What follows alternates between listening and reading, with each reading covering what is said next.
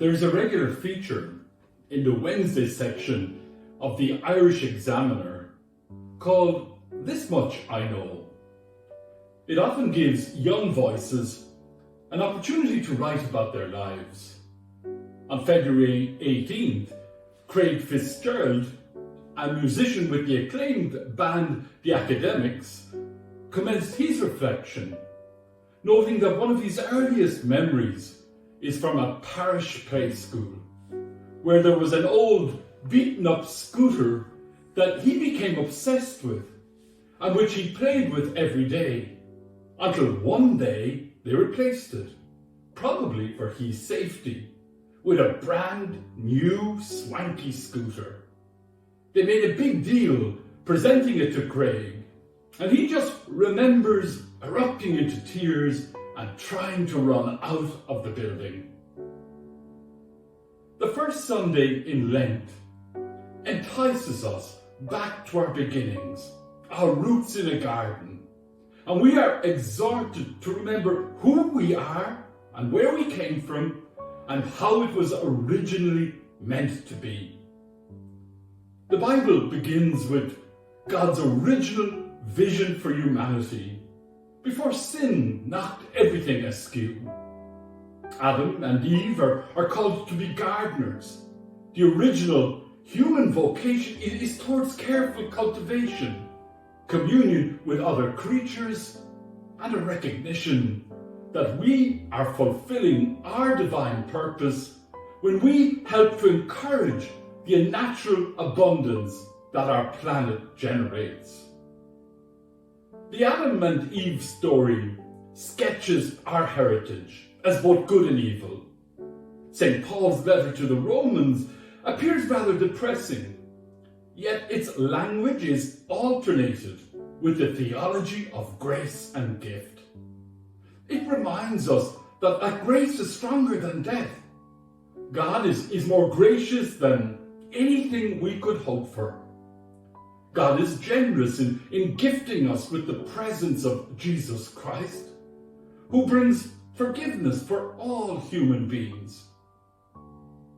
Traditionally, the readings of the first Sunday of Lent are accounts of Jesus in his desert struggling with Satan. It is helpful to remember that the word Satan means the hinderer and therefore refers to anyone, anything, any interpretation of reality, of religion, any relationship or situation or philosophy that hinders us from being the children of God, from sharing in the breath of God, life itself, or hinders others from recognizing that life within us. Satan interprets scriptures in bits and pieces, out of context, trying to use the word for his own benefit or knowledge. Jesus, on the other hand, sees all of scripture as one piece, a holistic call to integrity that defends the honor of God and situates all choices in a balanced framework that calls us to obedience and humility. In Matthew's Gospel, the temptations are colourfully presented as being about baking bread from stones, baiting God, using the ways of the world to gain advantage. Matthew offers 3 concrete ways to resist evil. First, through study and practice of the scriptures. Second, through faithfulness in the midst of suffering and death, including penance, fasting and almsgiving. And thirdly, via true worship of God, where God is served in every area of life. Sometimes Genesis and other fragments of the Gospel are called myth. Theologians and storytellers say a myth never happened because it is still in process. It is not finished.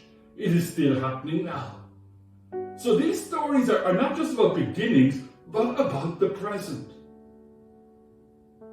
Lent is a time to take back the pieces of our lives that have been given over to authorities other than God.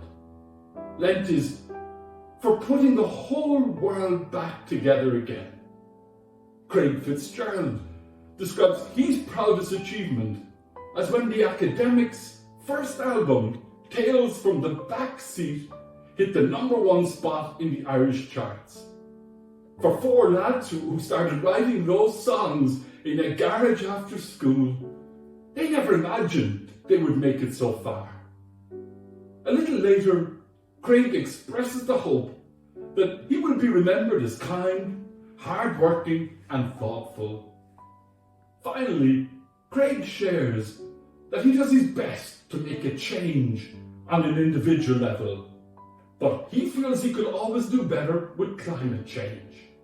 Craig adds, I try to dress in second-hand, vintage clothes as much as possible, and I try to avoid fast fashion. Lent is a time to slow down, to hear again the tales of old, with a view to changing ourselves and our world. Amen.